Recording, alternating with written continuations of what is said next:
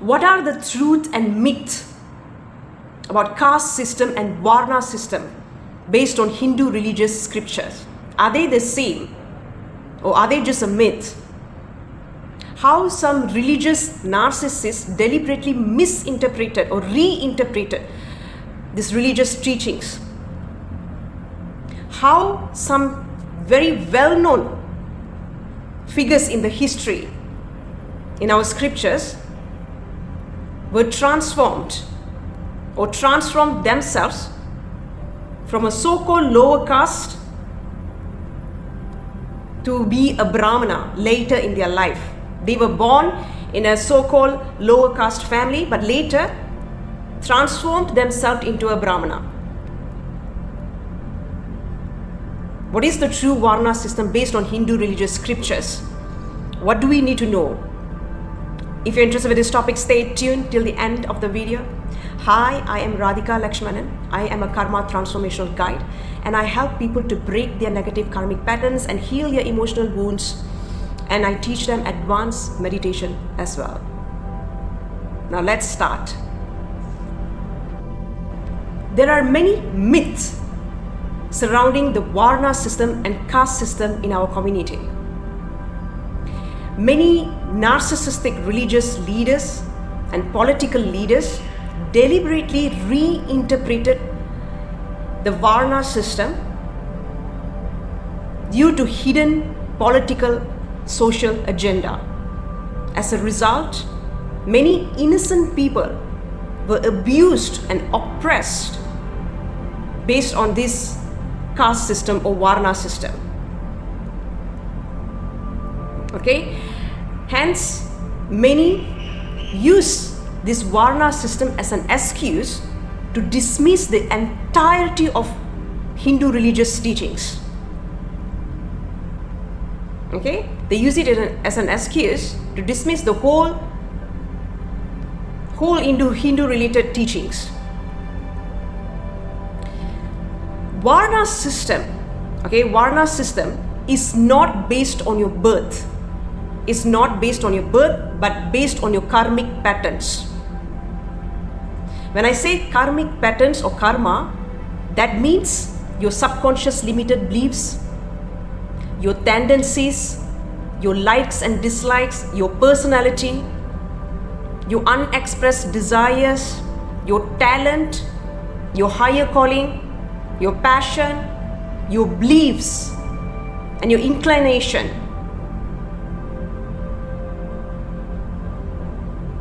Which influence your action.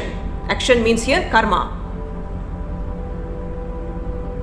Okay? So your mental imprints is also considered as part of the karmic patterns. So these are the things which influence a person's Varna. Who are you? It's very similar to personality types. Very similar. It might not be exactly same, but there's lots of similarity between Varna system and personality types. Have you heard about these psychological personality types based on INFJ, INFJ and many more? Something very similar. But there's more depth in Varna system compared to psychological personalities. Okay, so shortly I will share with you how some well-known rishis who were born in a so-called lower caste family transformed themselves to be a Brahmana later in their life.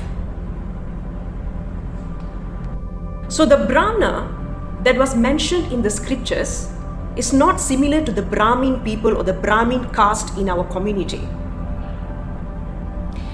In religious scriptures, texts like Bhagavad Gita and Veda, Varna system is said to be based on qualities and actions.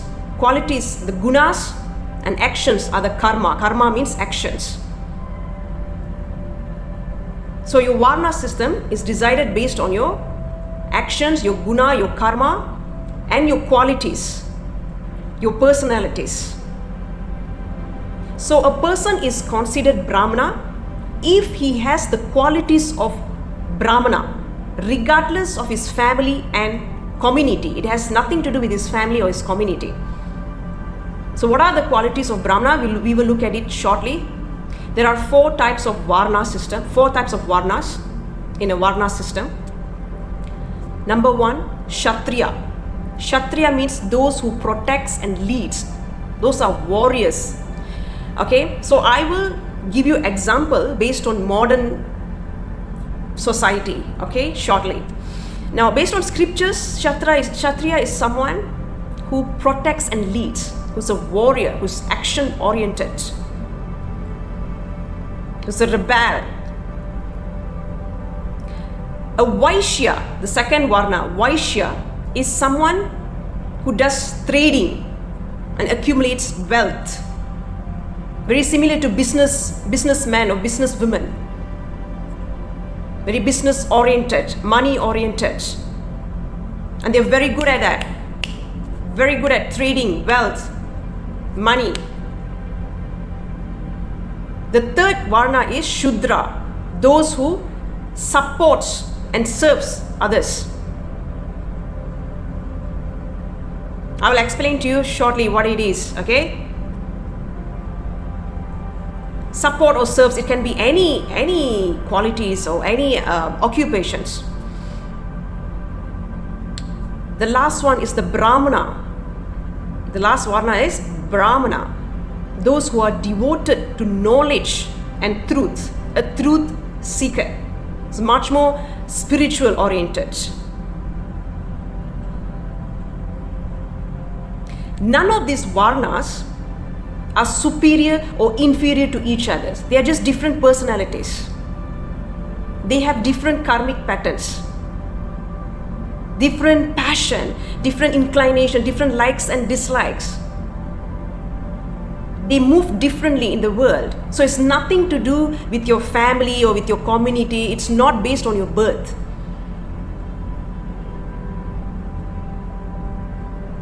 And it's not supposed to be a hierarchy, okay? All these people who belongs to different Varnas work together as a society. In one family, we can have family members who belong to different Varnas. I'll give you example shortly based on a modern society. Okay, in one family, we can have family members who belong to different Varnas.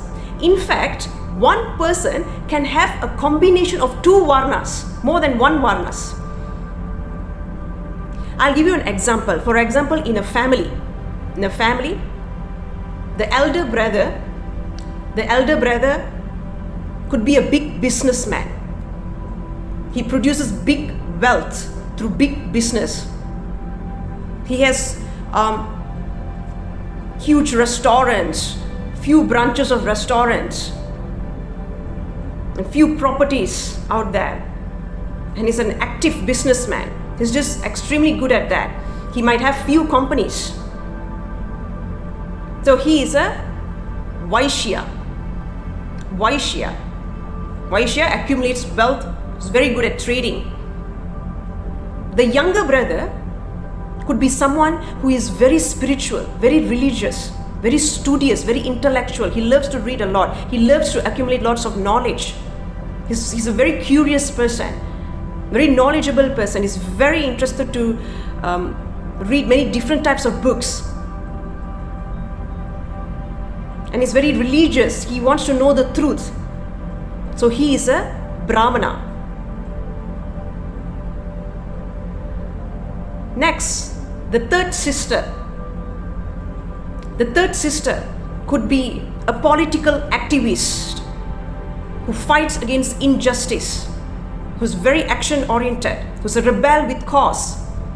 She's in an NGO.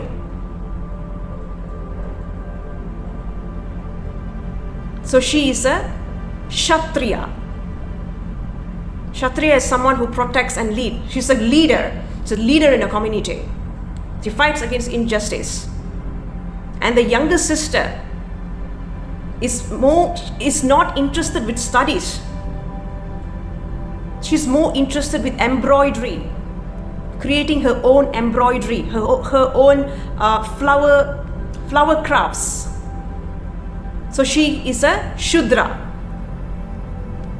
Because they have different qualities, different interests, different inclination, different tendencies. So in one family, we could have different types of Varnas, people who belong to different types of Varnas. I'll give you an example based on my family. In my family, my brother is a Vaishya. He's more business oriented and he's good at it. Okay, trading and accumulating wealth.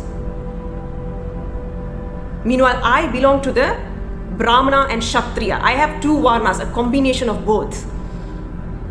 Because I'm more spiritually inclined, more interested in spirituality and religion. I'm a truth seeker and I go for knowledge. And I go for anything that stimulates my intellect. And I'm devoted to truth and the divine consciousness. Plus, I also fight against injustice. I'm a rebel with cause.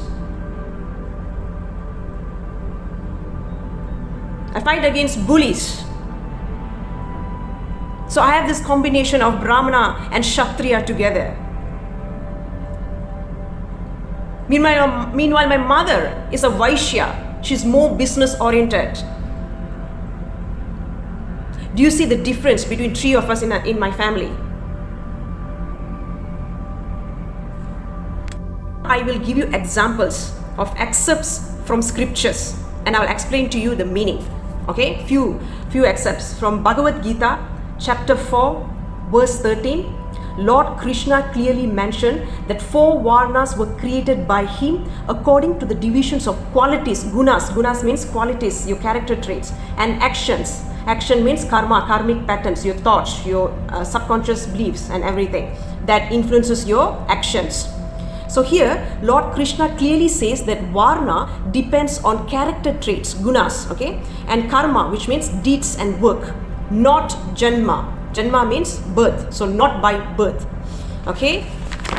In chapter 18, verse 42, Bhagavad Gita, tranquility, self-control, austerity, purity, patience, honesty, wisdom, knowledge, and faith in God. These are the natural qualities of a Brahmana. Please note that these are the qualities of a Brahmana. So Lord Krishna clearly said here that your Varna, okay, if you are a Brahmana, it's based on these qualities.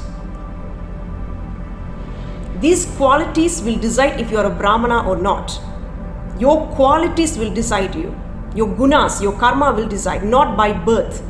So anyone who has the qualities that I mentioned just now is a Brahmana by nature, irrespective of their family background. I'll give you another example. From Mahabharatha, Shanti Parva, chapter 188, mentioned, by conduct, not by birth, does one become a Brahmana. And a Brahmana, by a wrong action, may become a Shudra. Okay, by a different actions, may become a Shudra. This line makes it absolutely explicit that it is the character and the behavior that determine the Varna, not lineage. So you have to understand one thing here. Why do they consider Brahmana as something great? Is because they are more inclined towards spirituality, towards the divine intelligence, because that is the purpose of human birth, to be one with the divine intelligence. Am I right? However, not all of us have the interest to be one with divine intelligence. Am I right? Many of us are more interested with something else.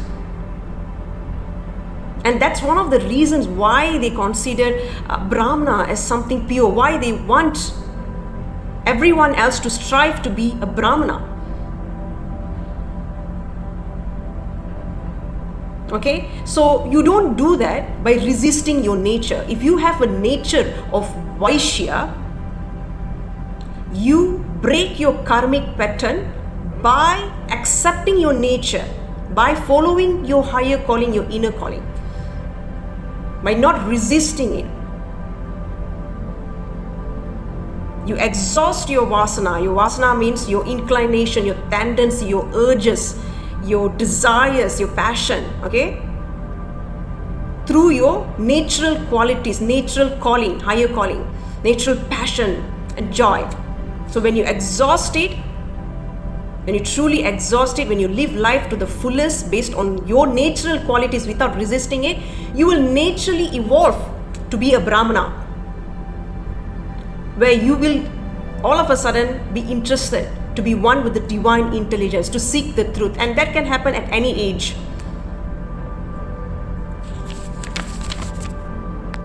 So in that scripture, it's clearly mentioned that just because you are born in a so-called Brahmin family, but if you have different qualities, different character traits, different actions, then you are not a Brahmana. You are not a Brahmin. You could be something else. You could be a Shudra. You could be a Vaishya. Do you understand?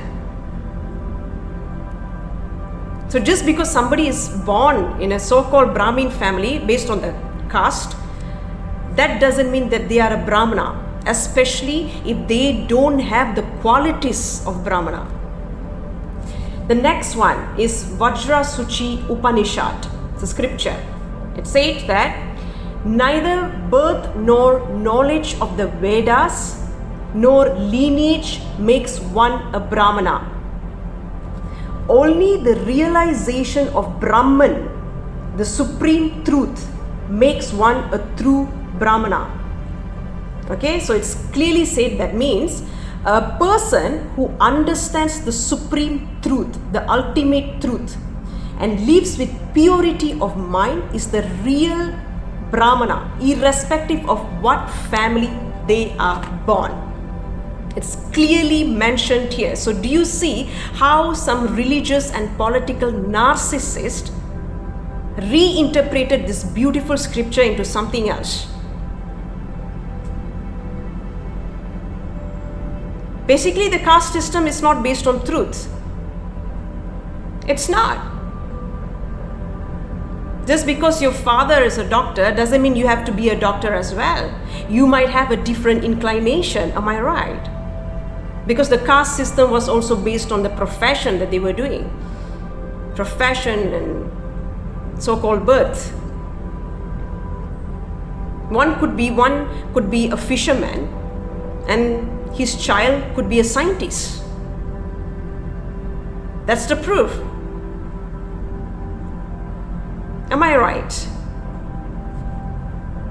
Now I'm going to give you few examples of people in the history, great rishis and sages, their history, where they're transformed from a so-called low-class family into a Brahmana, and also those from a Brahmin family, so-called Brahmin family, to be some other Varna. Let's start with Rishi Valmiki. Rishi Valmiki was born in a so-called low social family, low caste family, and he was a robber. He was a robber. Later, he met sage Narada and repented his mistake. He did tapas, penance, and meditation for many years, and became spiritually enlightened and attained divine wisdom. He was the one who wrote Ramayana, the greatest spiritual epic in the world's literature. He wrote Ramayana. Rishi Valmiki didn't become a Brahmana through birth, but through his spiritual transformation, through his spiritual practices. He became a Brahma Rishi through his qualities, gunas and karmas, his actions. Next, Rishi Parashurama. was born in a Brahmin family but became a kshatriya in action. Rishi Parashurama was born to sage Jamadagni, who was a Brahmana. Despite being born in a Brahmin family, he became kshatriya in his action. He was a warrior who was fighting against evil kings. He was fighting and protecting dharma. He was fighting against injustice. So despite being born in a Brahmin family, his karma was kshatriya. His actions was based on kshatriya. It's a kshatriya. His work and temperament made him a kshatriya. So Varna depends on quality, nature and actions, and not based on ancestry.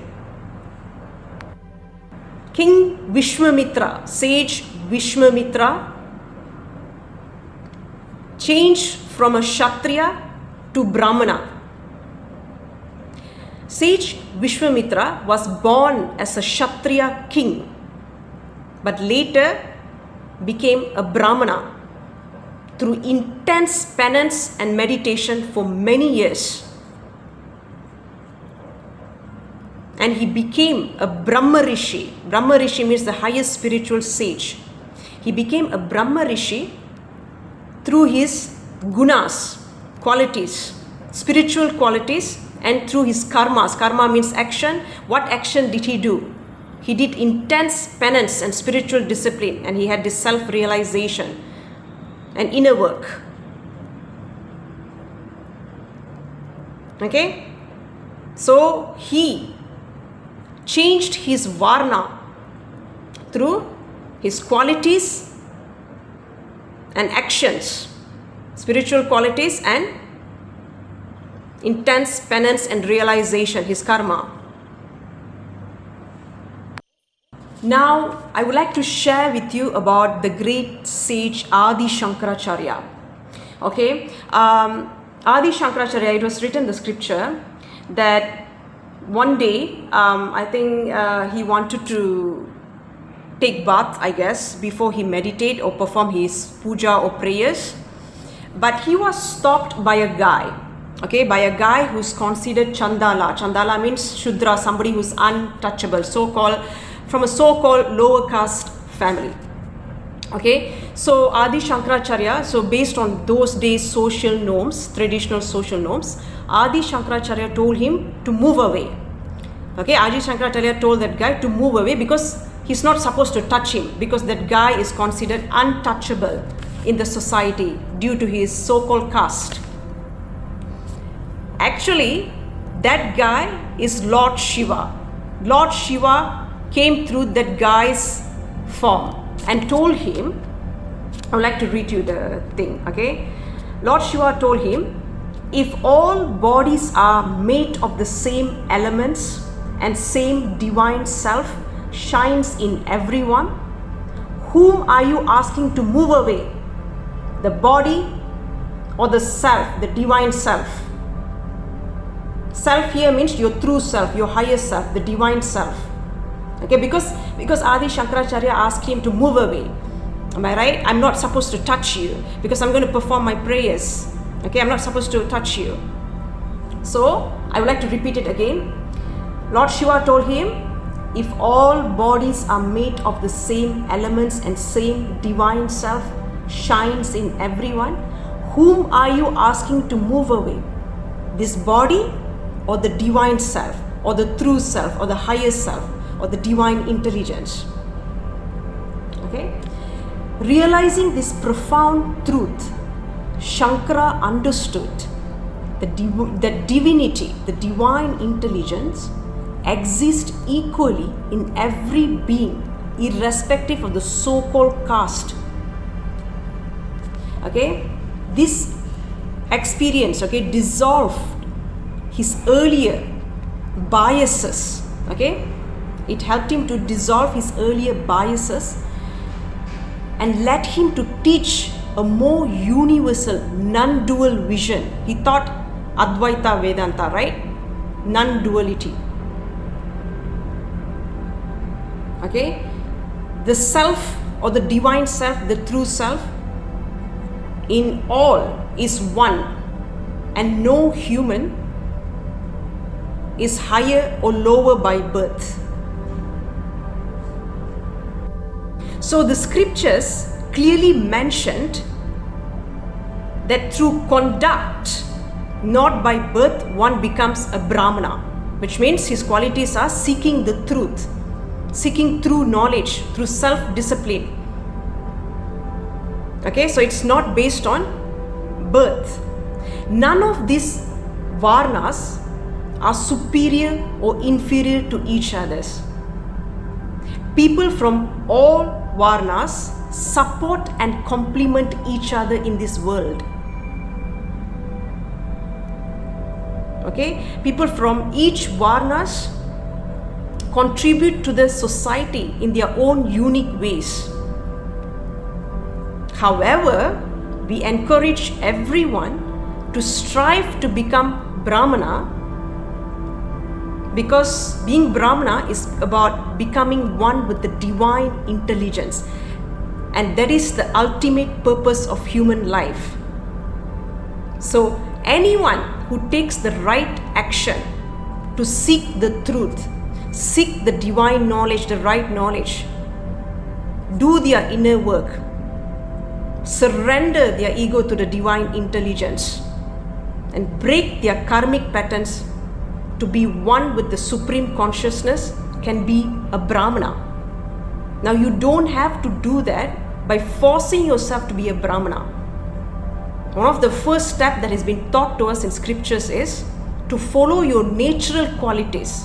If you're a kshatriya, if you're more inclined to business, if that's your true nature, okay, that means you're not imitating someone else's ambitions.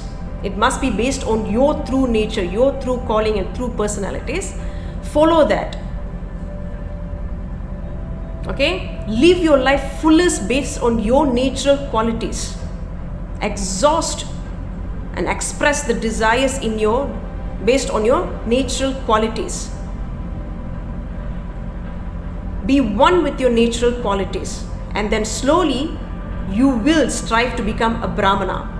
You will be interested to seek the truth, to be one with the divine consciousness. So we don't break our karmic pattern by resisting our natural quality, natural inclination, but being one with it, by coming to an acceptance with it. Follow your joy, follow your curiosity, follow your passion, follow your higher calling. These are the words that we use to follow our natural qualities. If business is your natural passion and joy because you're a Vaishya, go for it. Give your best. Be one with that natural quality. And you will be naturally be able to break those karmic patterns, and will naturally strive to be one with the divine consciousness. It can happen at any age. So you can transform yourself from any Varnas to another Varnas, or to be a Brahmana. Okay? So anyone can be a Brahmana. And it's not by birth. It's by conduct, it's by quality, it's by nature, it's by thoughts and your beliefs. So let me know what you think about this issue. What do you think about this caste system and the Varna system? Have you experienced any sort of oppression? Or have you witnessed others facing some sort of oppression due to caste system? Let me know about it in the comment section. Please share it with others. They need to know the truth about this Varna system and the caste system. People need to know about it. People need to know the truth. If you like this video, don't forget to give me thumbs up. Please share it with others. Thank you.